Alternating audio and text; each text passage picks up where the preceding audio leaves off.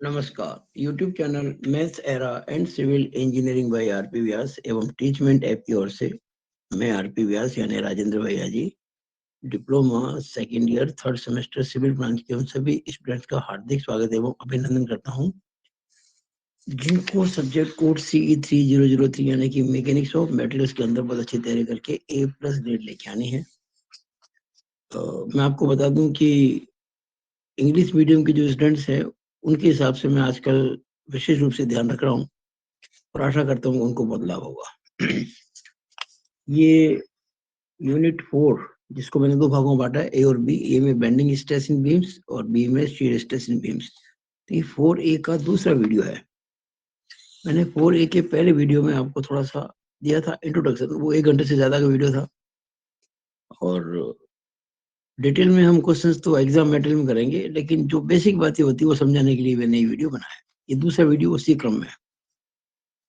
एक तो मैं इस वीडियो में कुछ वो बातें जो पहले वीडियो में छूट गई थी वो करूंगा और दूसरा ये बताने की कोशिश करूंगा कि पिछले कुछ वर्षों के एग्जाम में जो आपके बेंडिंग स्ट्रेस के सवाल आए हैं वो कब कब आए हैं, ताकि आपको उन क्वेश्चन को ढूंढने में समय खराब नहीं करना पड़े। फॉर एग्जाम्पल बेंडिंग स्ट्रेस में मैंने आपको कुछ मौखिक बताया था, एजम्पशंस, मान्यताएं, वो आपको 2012 के पेपर में मिलेगी। मैं जब 2012 का पेपर सॉल्व करूंगा ना तो उस समय आपको इसका आंसर पक्का मिल जाएगा, हिंदी इंग्लिश दोनों मीडियम के अंदर। फिर ये फ्रैक्शनल इक्वेशन यानी कि नमन समीकरण M/I = F/Y = E/R, ये बहुत बार आई हुई है। एक मल्टीपल चॉइस क्वेश्चन में भी एक क्वेश्चन इस पे बेस्ड आया हुआ है 2017 में, 2016 में, 2013 में। इसको पूरा फॉर्मूला प्रूव के लिए आया हुआ है। तो ये इस बार भी बहुत ज्यादा इम्पोर्टेंट है और ऐसा मेरा मानना है कि आपके इस बार इसमें 8 नंबर का सवाल आएगा, ऐसा मेरा मानना है। इस बार 8 नंबर का सवाल इसमें आना चाहिए। ये फॉर्मूला जो है ना इक्वेशन प्रूव करने के लिए, आप जब 2017 का पेपर देखेंगे, 2017 का, तो उसमें ये पूरी आपको सॉल्व मिलेगी, क्योंकि सेम 2016 में भी है, 2013 में भी, लेकिन 17 के पेपर में ये मिलेगा आपको। Bending stress in and it's nature, इसमें कोई डायरेक्टली क्वेश्चन तो नहीं आया है, लेकिन मैंने इसकी बेंडिंग स्ट्रेस की जो डेफिनेशन है, परिभाषा, वो दी है पिछले वीडियो में।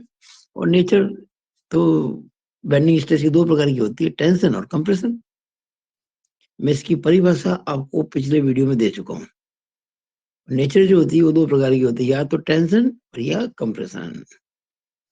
इसमें कोई शेयर की बात नहीं आती है। बेंडिंग स्ट्रेस आपको पता है कि सिंपली सपोर्टेड बीम अगर है तो न्यूट्रल एक्सिस के ऊपर इसमें होता है कंप्रेशन, नीचे होता है टेंशन। और अगर कैंटिलीवर है तो NA के ऊपर टेंशन और नीचे कंप्रेशन। ये मैं समझा चुका हूँ। इस पे क्वेश्चन बन सकता है क्योंकि आज तक कभी पूछा नहीं ना, क्योंकि इस कंसेप्ट बिना कोई न्यूमेरिकल आप कर नहीं पाएंगे। इस पे छोटा सा क्वेश्चन भी आ सकता है 3 नंबर का, कि भाई बेंडिंग स्ट्रेस की परिभाषा लिखें, define bending stress and right A short note on it's nature. तो जब नेचर की बात चले तो आप ये बता दें कि कैंटिलीवर में कैसे होती है और सिंपली सॉफ्ट बीम में कैसे होती है। फिर bending stress distribution diagram, directly इस पे क्वेश्चन नहीं आया, लेकिन इसके बिना कोई सवाल होगा भी नहीं। और बेंडिंग स्ट्रेस का डिस्ट्रीब्यूशन डायग्राम तो बस एक ही बनता है, चाहे कोई सा कैसा भी सेक्शन हो, ये शेप बनती है इसकी, एक ही शेप है बस। कोई सा सेक्शन हो, कोई सा क्रॉस सेक्शन बीम का हो, और इसके बारे में मैं आपको अच्छी तरह से समझा चुका हूँ पहले कभी। यहाँ कुछ बातें और लिख देता हूँ। जैसे मान लीजिए ये जो डायग्राम बनाया मैंने, ये सिंपली सपोर्टेड बीम के लिए, SS का मतलब सिंपली सपोर्टेड बीम और C का मतलब कैंटिलीवर बीम। ये मान लो कैंटिलीवर बीम के लिए ये वाला। तो सिंपली सपोर्टेड बीम में आप जानते हैं कि नीचे होता है टेंशन, तो इसको बोलेंगे YT, और ऊपर होता है कंप्रेशन, तो इसको बोलेंगे YC। ये कैसे निकालेंगे YC? YT तो आप जानते हैं ना, Y बार होता है, हम जब सीजी निकालते हैं, वाई बार निकालते हैं ना, तो वो वाई टी बन जाएगा, और जो ओवरऑल डेप्थ है उसमें से वाई बार घटा देंगे तो वाई सी आ जाएगा। अब कैंटिलीवर बीम का अगर ये क्रॉस सेक्शन है कैंटिलीवर का, तो उस केस में कैंटिलीवर में जो नीचे होती है ना, वो कंप्रेशन होता है, तो ये वाई सी बन जाएगा, ध्यान रखना। और इस बार वाई सी वाई बार होगा, इस बार वाई बार तो नीचे से नापते अपन, इस बार वाई सी हो जाएगा, और ये जो है आपका ये वाला, ये वाई टी हो जाएगा। अच्छा, अब ये वापस मैं आता हूँ सिंपली सपोर्ट बीम के ऊपर। ये चूंकि कंप्रेसिव जोन है ऊपर वाला, तो ये जो स्ट्रेस है ये वाली, ये जो स्ट्रेस आप देख रहे हैं ये वाली, ये एफ टी कहलाएगी। और ये जो स्ट्रेस है ये वाली, इससे अपन एफ सॉरी सी था क्या, एफ सी कहलाएगी। It is F C and it is F T. नीचे टेंशन है नहीं तो कोई वाई टी, तो वाई टी के साथ में एफ टी, ये देखिएगा, जिधर वाई टी होता है उधर एफ टी, और जिधर वाई सी होता है उधर एफ सी। यहाँ ऊपर वाई टी है ना, तो ये एफ टी होगा, और नीचे वाई सी है तो ये एफ टी होगा।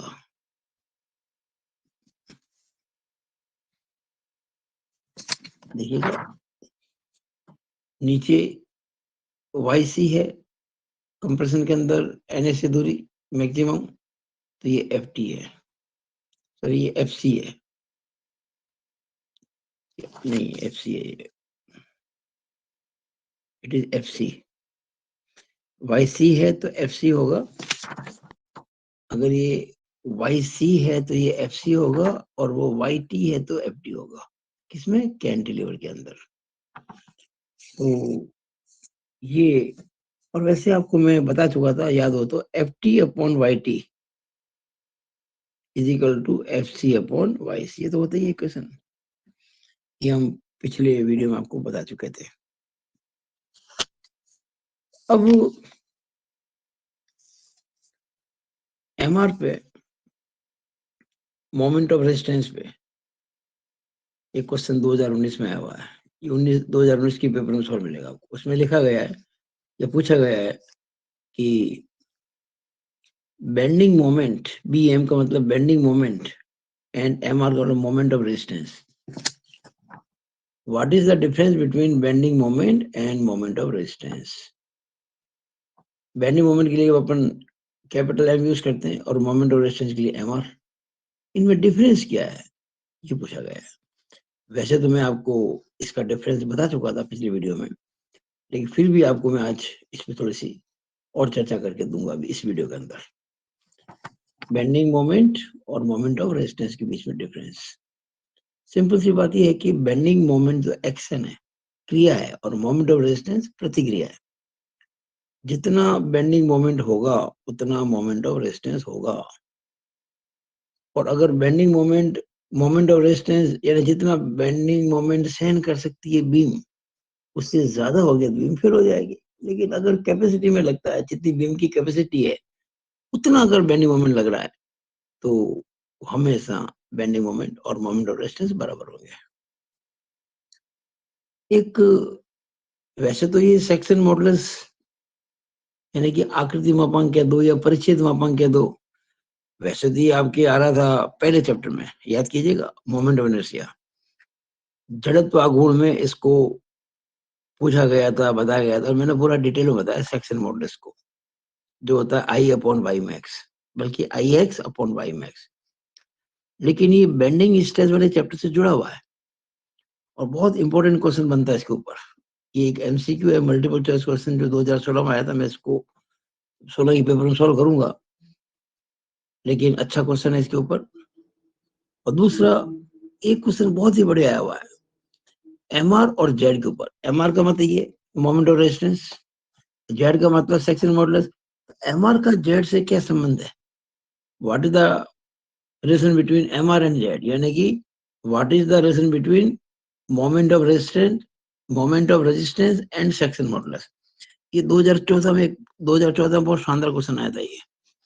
बहुत इंपॉर्टेंट है, इस बार आ सकता है, तो मैं इसको आज इस वीडियो में समझाऊंगा अभी थोड़ी देर इसी वीडियो के अंदर। अब मैं आपको बता दूं कि बेंडिंग स्ट्रेस में जो न्यूमेरिकल्स आए हैं आई सेक्शन पर 2 बार आए हैं, 2021 और 2014। ये आपको मेरे सेम क्वेश्चन, ये दोनों क्वेश्चन एक ही है, डाटा तक सेम है, और ये 2021 के पेपर में आया हुआ है। तो 2021 का जब पेपर में सॉल्व करूंगा तो उसके अंदर आपको मिल जाएगा, और यही पेपर 2014 में आया हुआ है, यही क्वेश्चन सॉरी। और 2016 में एक एमसीक्यू आया था, मल्टीपल चॉइस क्वेश्चन, नाम का एमसीक्यू था, बहुत बड़ा क्वेश्चन था वो, पता नहीं कैसे उसको डाल दिया एमसीक्यू के अंदर। वो न्यूमेरिकल है, इसको मैं 2016 के पेपर में सॉल्व करूंगा। और एंगल सेक्शन पर 2012 के पेपर में एक सवाल आया था, तो उसको मैं 2012 के पेपर में सॉल्व करूंगा। ये आपको मैंने थोड़ा सा ब्रीफ किया है कि मैं जो जो न्यूमेरिकल्स आए हैं अब तक एग्जाम में, पिछले जो मेरे रिकॉर्ड में, वो कब कब आए, किस किस पेपर में आपको मिलेंगे। और एग्जाम के क्वेश्चन के अलावा बहुत सारे क्वेश्चन ऐसे हैं जो आपको मेरी बुक में मिलेंगे, जो हमने बुक लिखी है ना CE3003 की, उसमें मिलेंगे आपको। हमारी जो ऐप है, इसमें मैंने PDF डाल रखी है बुक के नोट्स की, हिंदी के अंदर।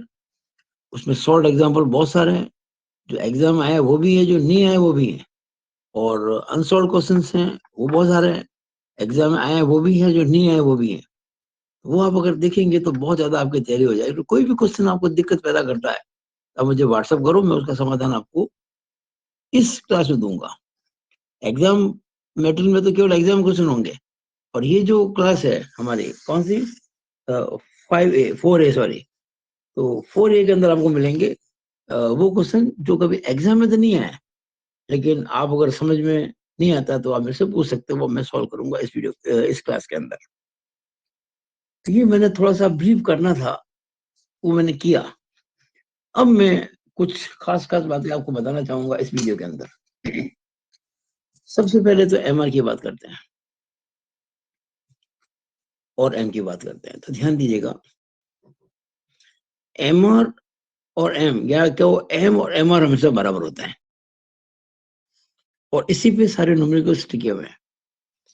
अब M के लिए आपको पता है बहुत सारे फॉर्मूले हैं, याद होगा मैंने अलग अलग केसेस के लिए M निकाल कर बताया था आपको। और आपको याद हो M के लिए, तो जैसे मान लीजिए हम कहते हैं ये सिंपली सपोर्टेड बीम है जिसमें यूडीए लगा हुआ है, और स्पान इसका L है, तो M, ये W पर मीटर का लोड है, M कितना हो जाएगा, M हो जाएगा इसका WL² अपॉन 8। और MR कैसे निकालेंगे, हमारे पास जो फॉर्मूला है ना, वो है MR/IX is equal to F/Y। ये बेंडिंग इक्वेशन से इससे MR क्या निकलेगा, F/Y इंटू आई। MR लिख देंगे F/Y इंटू IX।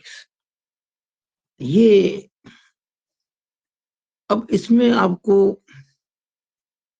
कोई भी चीज अननोन है वो निकल जाएगी। अगर लोड पता है तो स्ट्रेस निकल जाएगी, स्ट्रेस पता है तो लोड निकल जाएगा। यूनिट का ध्यान रखना बस, यूनिट में कोई गलती नहीं, सबसे ज्यादा गलती यूनिट में होती है, वो अपन जब सवाल करेंगे तो आपकी क्लियर हो जाएगी। अगर मान लीजिए कोई ऐसा है, केवल सेंटर में पॉइंट लोड है, ये दोनों दूरी बराबर L/2 टोटल L है, टोटल L है, और ये L/2 तो इस केस में मैक्सिमम मिनिमम कितना बताया था मैंने आपको, WL/4, और यहाँ तो वही F/Y इंटू IX। अगर एसेंट्रिक लोड हो, एसेंट्रिक यानी कि ये अलग है, ये है A, ये है B, और ये है L, तो इस केस में मैक्सिमम मिनिमम क्या होता है, याद कीजिए, WAB/L is equal to F/Y into IX। तो एम और एम आर को बराबर करके अधिकांश न्यूमेरिकल सॉल्व होते हैं।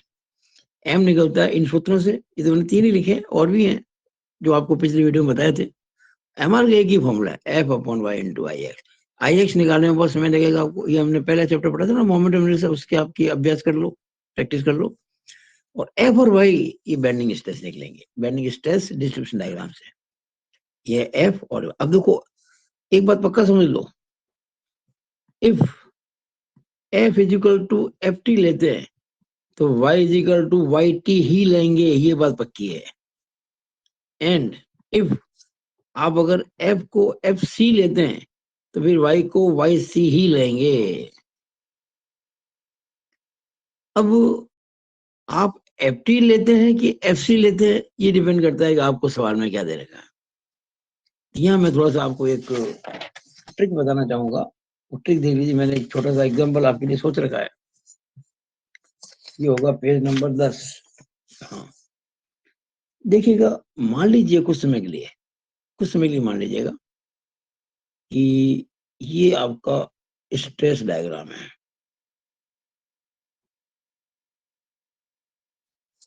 सेम और बना देता हूं मैं।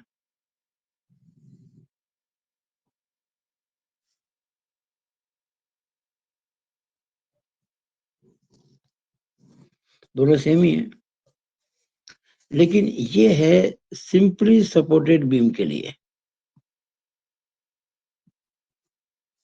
और ये है कैंटिलीवर के लिए।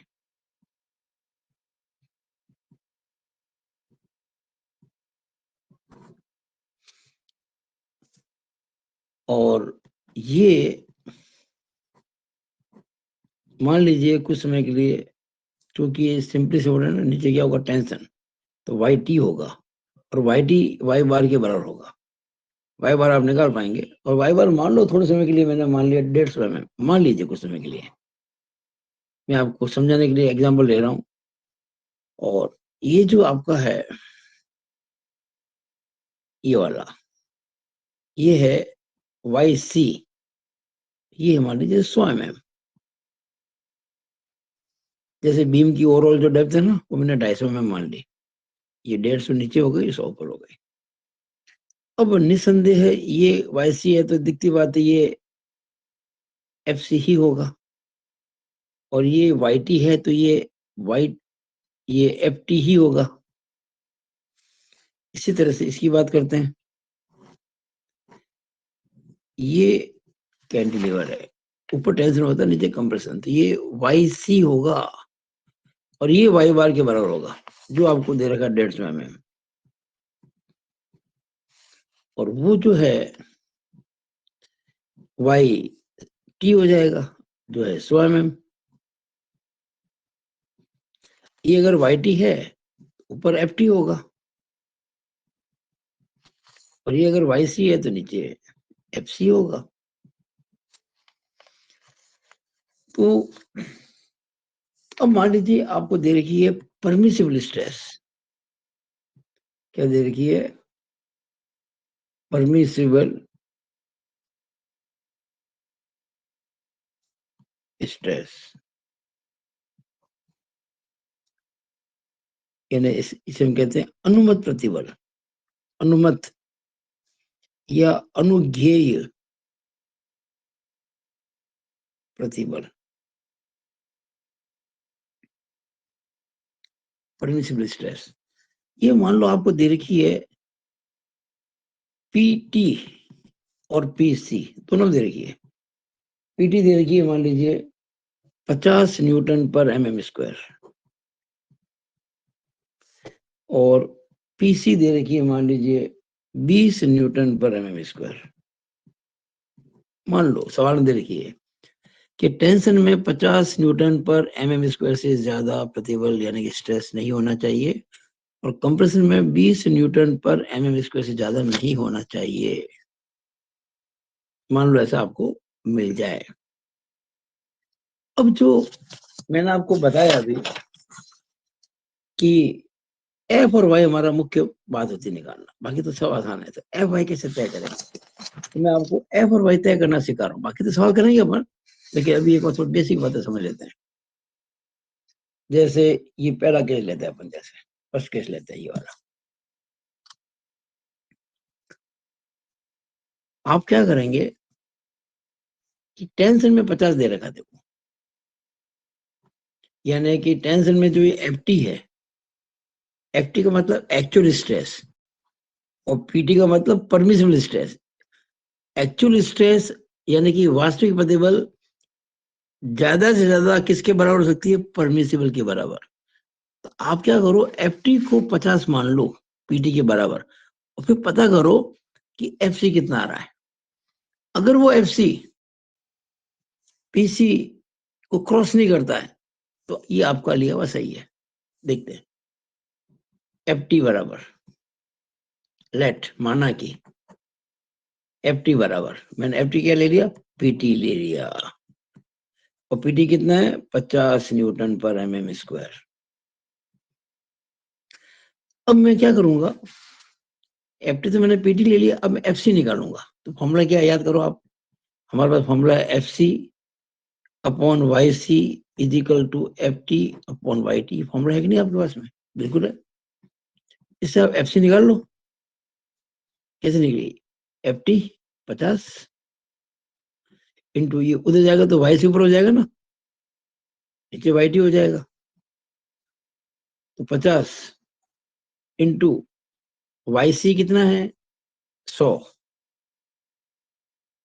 वाई टी कितना है 150।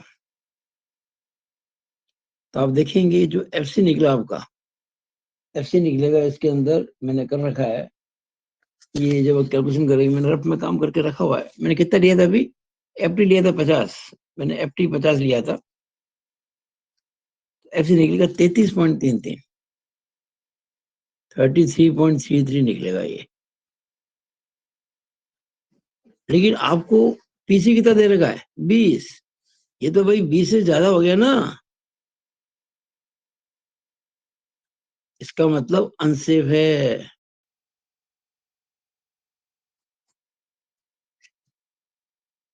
यानी आपको ना तो एफ टी लेना है 50 और ना एफ सी लेना है 33.33। यानी जो आपने 50 माना वो भी गलत है। मैं गलत नहीं कहूंगा, एक्चुअली गलत कुछ भी नहीं होता है, ये सब काम करते हैं इसके नंबर होते हैं, मार्क्स होते हैं। आप अगर एफ टी लेंगे 50 तो एफ सी निकलेगा 33.33, जो कि 20 को क्रॉस कर रहा है, पीसी को क्रॉस कर रहा है। दोनों ही अनसेफ है, आपको दोनों ही नहीं लेने हैं। अब हम उल्टा चलते हैं, अगेन लेट। अभी मैंने किसको माना था, एफ टी को माना था ना, अब मैं एफ सी को मानूंगा। अब मैंने एफ टी को पीटी माना था, अब मैं एफ सी को पीसी मानूंगा। यानी कि actual stress in compression is equal to permissible stress in compression, वो आपको दे रहेगी 20।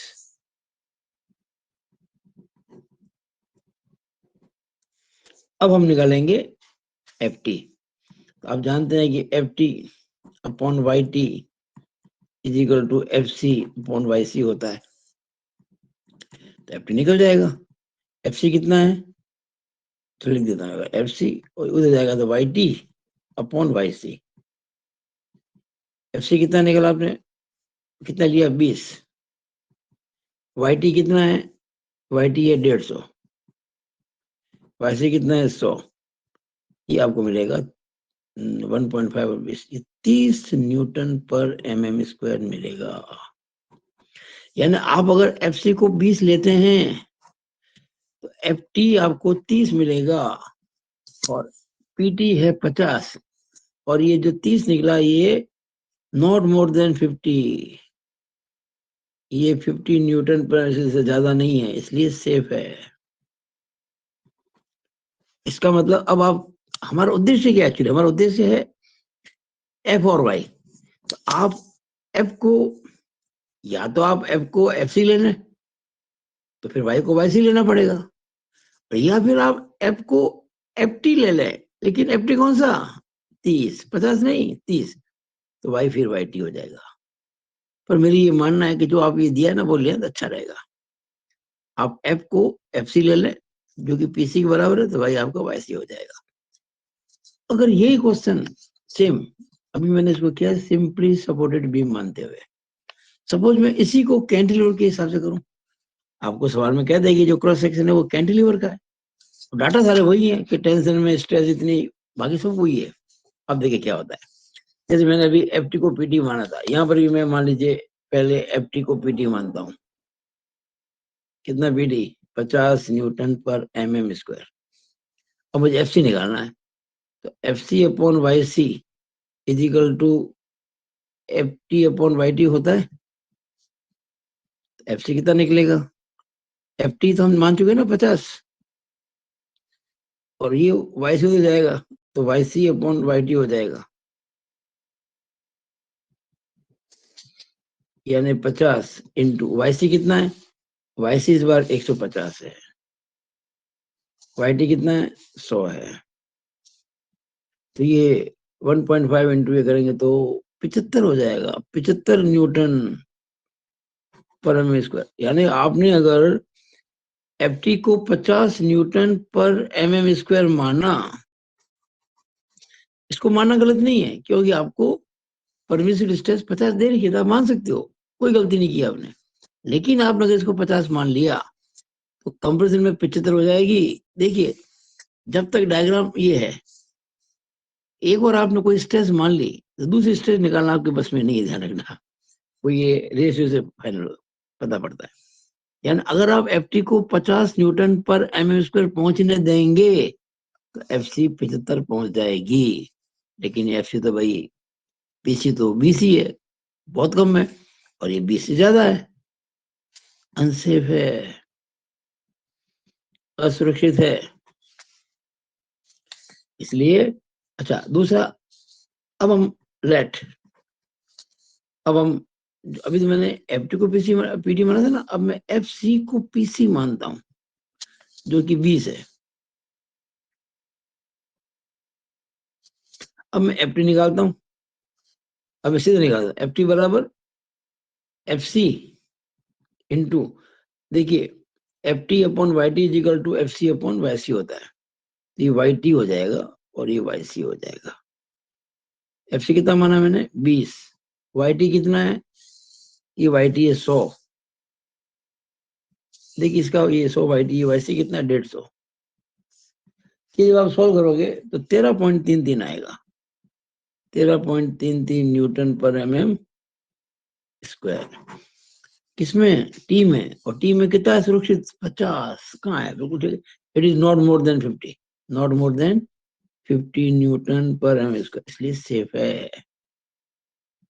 तो आप जब प्रश्न सॉल्व करेंगे ना क्वेश्चन को, तो आप एफ को एफ सी लेना और वाई को वाई सी। एफ सी कितना? 20, बस हो जाएगा। ये मैंने आपको बहुत इंपॉर्टेंट बात बताई है, जो आपको अच्छी अच्छी किताबों में नहीं मिलेगी। इस प्रकार से जो मैंने आपको समझाया ना, कि आपको अच्छी अच्छी किताबों में नहीं मिलेगा समझने को। मैंने बहुत मन से इस बात को समझाया, मुझे आशा है आपको समझ में आया होगा। चाहे जब मेरे वीडियोस आप देखेंगे, अभी जो चल रहा है और जो पिछला मैंने बनाया था, उसके बाद जब एग्जाम के क्वेश्चन जब देखेंगे ना, तो आपको दिक्कतें आएगी, वरना एग्जाम क्वेश्चन में बड़ी प्रॉब्लम होती है। एक इसमें और बात कहना चाहूंगा, वीडियो नंबर 2 ही चल रहा है और पेज नंबर ये 11 हो जाएगा। मैं वापस से वही ले रहा हूँ, मैं वापस से वही डायग्राम ले रहा हूँ, क्योंकि कुछ बातें आपको समझानी बहुत जरूरी है।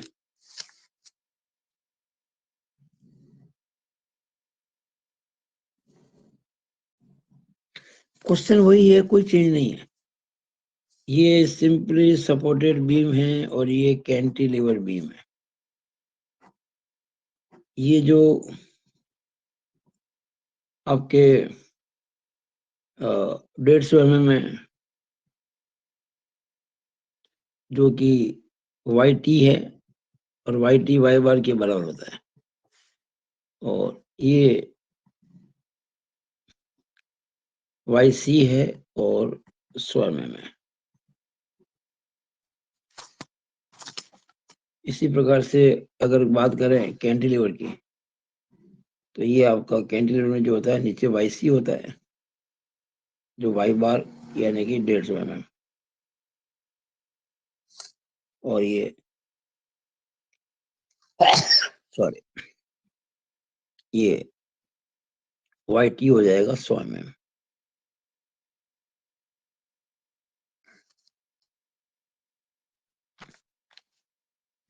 ठीक है। अब आपको कह रखा है परमिसिबल स्ट्रेस, परमिसिबल स्ट्रेस वो आपको दे रखी, मान लीजिए suppose 50 newton per mm square. ये क्वेश्चन में क्या रखा है कि अनुमत प्रतिबल permissible stress 50 newton per mm square है। ध्यान दीजिए, इस बार थोड़ा सा सवाल में चेंज हो रहा है। इस अभी जो आपको मैंने बताया था ये वाला, ये कॉम्प्लिकेटेड था, जिसमें आपको दोनों स्ट्रेस दी थी कि टेंशन में इससे ज्यादा नहीं होनी चाहिए और कंप्रेशन में इससे ज्यादा नहीं होनी चाहिए। इसमें ऐसा कुछ भी नहीं कहा है, बस ये कहा कि इससे ज्यादा नहीं होनी चाहिए। इस बार न तो कहा टेंशन ना कहा कंप्रेशन, बस इससे ज्यादा नहीं होनी चाहिए ये कहा है। ये सवाल बहुत आसान हो गया। कैसे, मैं समझाता हूँ। आप सोच के देखिएगा, ये डायग्राम आपको सामने, डायग्राम तो कोई दिक्कत नहीं आएगी, जैसे आपको वाई बार पता होगा डायग्राम बन जाएगा। आप देख रहे होंगे कि ये दूरी ज्यादा है, वो दूरी कम है। जिधर दूरी ज्यादा होती है, जिधर वाई ज्यादा होता है, उधर स्ट्रेस भी ज्यादा होती है, उधर कम होती है। यानी अगर आपने ये जो स्ट्रेस है परमिसिबल 50 दे रही है, आपने इसको 50 माना होता तो डेफिनेटली 50 से कम आती, क्योंकि ये 150 है ना, वो 100 है। आप इसको 50 मानोगे, 50 से कम ही आएगी, सेफ होगी। लेकिन आपने उसको 50 मान लिया, तो ये 50 को क्रॉस कर जाएगी, जो कि गलत हो जाएगी। आप समझे ना? तो ध्यान देना, इफ हम ये जो सिंपल है ना, नीचे होगा टेंशन में FT और वो होगा FC, और ये है कंप्रेशन, ऊपर होगा FT, नीचे होगा FC। अगर आप F बराबर FT ले लें, और जो कि 50 आपको क्या रखा है,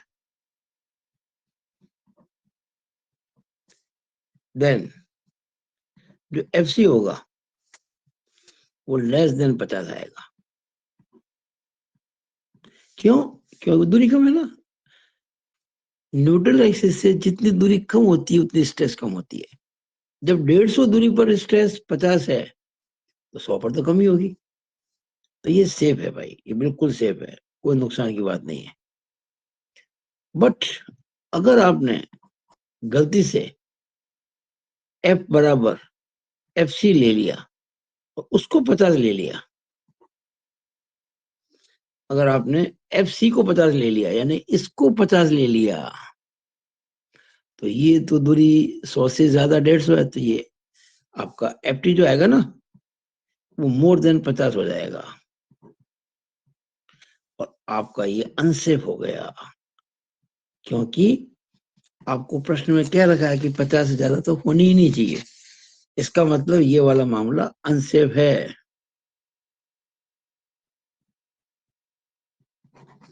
तो क्या रहा final, what is conclusion? Conclusion ये रहेगा वो वाला मैटर सही है। यानी आप F क्या लोगे? FT। यानी F तो लोगे आप FT बराबर 50 न्यूटन पर mm², और Y लोगे आप YT। YT कितना है इसका? 150 mm। अब इसकी बात करते हैं, इसमें भी वही बात है। ये स्ट्रेस है परमिसिबल, अगर आप उसको 50 लेते हो, उसको, ये क्रॉस हो जाएगा। इफ आप F बराबर FT बराबर 50 लेते हो, देन जो FC होगा वो 50 को क्रॉस कर जाएगा। अगर आप इसको 50 लोगे, दिखती बात है, ये 100 है तो 150 है, तो क्रॉस कर जाएगा, तो अनसेफ है। Not safe. बट अगर आप एफ को एफ सी लेते हो जो कि 50 न्यूटन पर एम स्क्वायर, भाई लेनी तो आपको 50 ही है, लेकिन अगर वो एफ सी मान के चलते हो, यानी इसको आप इसको 50 लेते हो, ये 50 लेते हो, और ये 50 ले लिया तो वो 50 से कम आएगी, तो जो एफ टी आएगी वो लेस देन 50 आएगी, जो कि सेफ है। तो व्हाट इज कंक्लूजन, क्या रहा कंक्लूजन? इस बार आप एफ जो है वो एफ सी लोगे जो कि 50 न्यूटन पर एम एम स्क्वायर है। पर इस बार वाई जो होगा, फिर अगर एफ एफ सी है तो वाई तो वाई सी होगा ना, और वाई सी कितना है? वाई सी इसका है 150।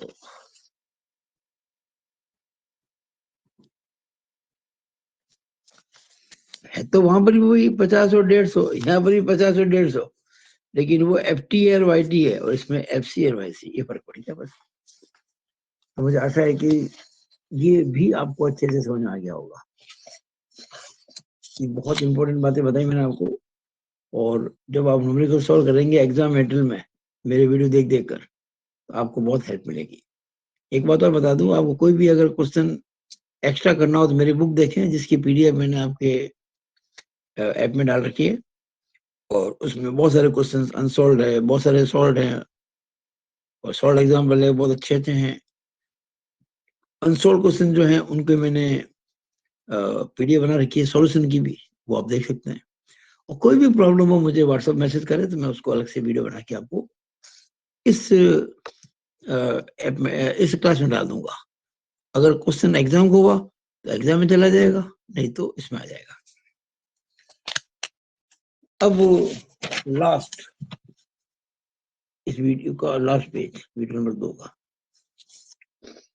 मैंने आपसे कहा था कि मैं इस पे आपको एक बात बताऊंगा, ये वाली, जो कि एग्जाम में पूछा गया है, एम आर एंड जेड के बारे में।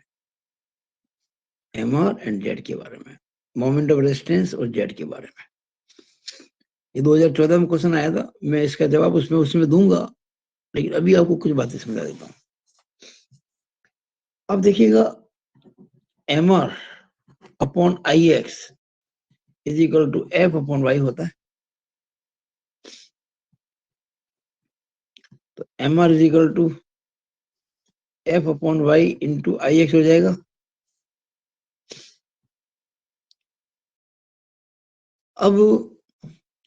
अब देखिएगा, ये जो एफ है, इसमें जो एफ देख रहे हैं ना, ये क्या है? एक्चुअल बेंडिंग स्ट्रेस, एक्चुअल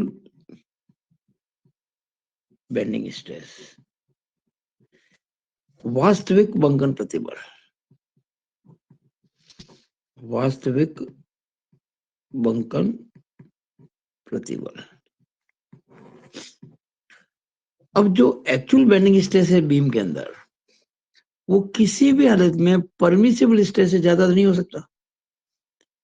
जो बीम का मटेरियल है उसके लिए जो परमिसिबल स्ट्रेस है उससे ज्यादा तो ये हो नहीं सकता। हम क्या कहेंगे? At the most, at the most, यानी कि ज्यादा से ज्यादा एफ की वैल्यू पी हो जाएगी। पी का मतलब परमिसिबल स्ट्रेस।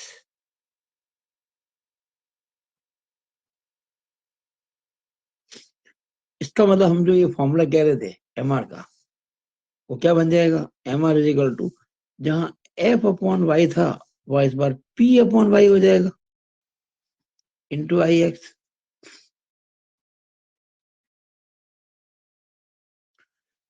और पी, और आप जानते हैं आई एक्स अपॉन वाई क्या होता है? जेड। याद कीजिए, जेड एक्स बराबर आई एक्स अपॉन वाई मैक्स लिखा था मैंने, वो ये वाई मैक्स लेंगे यहाँ पे, ये वाई का मतलब हमारा वाई मैक्स से होगा। अब जो ये पी है, पी कांस्टेंट है भाई, परमिसिबल स्ट्रेस कांस्टेंट होता है, कह दिया ये बीम लोहे की है, स्टील की है, तो स्ट्रेस बिल्कुल मान्य जो होते हैं स्ट्रेस के लिए परमिसिबल, वो फिक्स होते हैं बिल्कुल एज पर कोड। लकड़ी की है तो कोड में फिक्स है कितना स्ट्रेस होना चाहिए मैक्सिमम। यानी हर प्रकार के मेटेरियल के लिए परमिसिबल स्ट्रेस तो पहले से फिक्स होती है। यानी it is a constant for a particular material, for a given material. किसी दिए गए पदार्थ जिसकी बीम बनी हुई है उसके लिए कांस्टेंट होता है। अगर ये पी कांस्टेंट है तो हम क्या कह सकते हैं, जितना जेड ज्यादा होगा उतना ही एम आर ज्यादा होगा, यानी कि M R is proportional to Z. यानी मोमेंट ऑफ रेजिस्टेंस जो है वो सेक्शन मॉडुलस के प्रोपोर्शनल है। इसका मतलब जिस बीम का सेक्शन मॉडुलस ज्यादा उसका मोमेंट ऑफ रेजिस्टेंस ज्यादा, और मोमेंट ऑफ रेजिस्टेंस ज्यादा मतलब वो ज्यादा मोमेंट ले सकती है, और ज्यादा मोमेंट ले सकती है मतलब ज्यादा लोड आ सकता है, यानी कि बीम स्ट्रॉन्ग ज्यादा है। हम कह सकते हैं कि जेड यानी सेक्शन मॉडुलस इज, ये एक तरह का रिप्रेजेंटेटिव है किसका, स्ट्रेंथ ऑफ बीम का, इज ए रिप्रेजेंटेटिव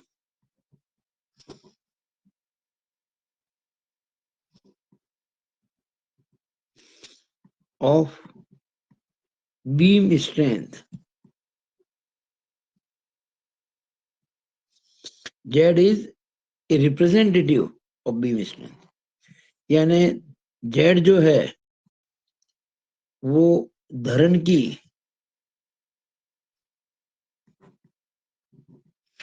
सामर्थ्य का द्योतक है। जिस बीम के लिए Z ज्यादा होगा, सेक्शन मॉडुलस ज्यादा होगा, वो बीम ज्यादा स्ट्रॉन्ग होगी।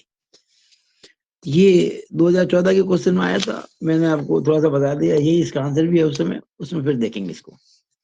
तो मैंने इस वीडियो के अंदर कोशिश की है कि जो कुछ कमियां पिछली वीडियो में रह गई थी, जो चीज मैं बता नहीं पाया था, वो मैंने आपको इस वीडियो में बता दी है।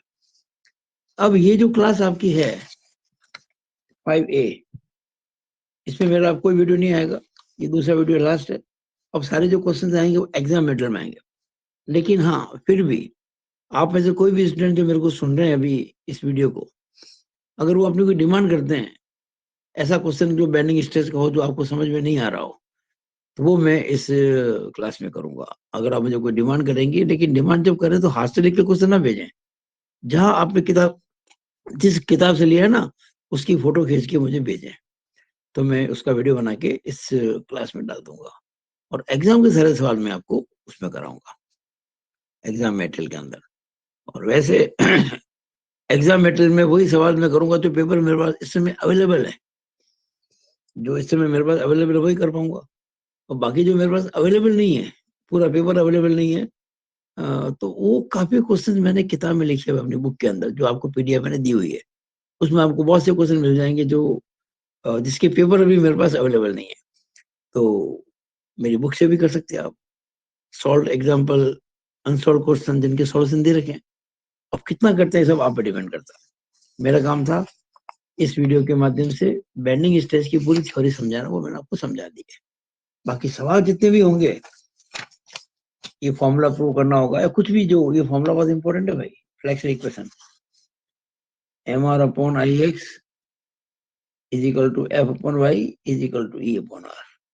वैसे ही आपको मेरे एक यूट्यूब पर वीडियो उसमें मिल जाएगी जिसमें एग्जाम्पल में मिल जाएंगे, लेकिन मैं आपको इस एग्जाम मेटेरियल वाले क्लास के अंदर भी इसको सॉल्व करूंगा। वेट कीजिए, उसको देखिएगा। Thank you. It is all about this video. Thank you.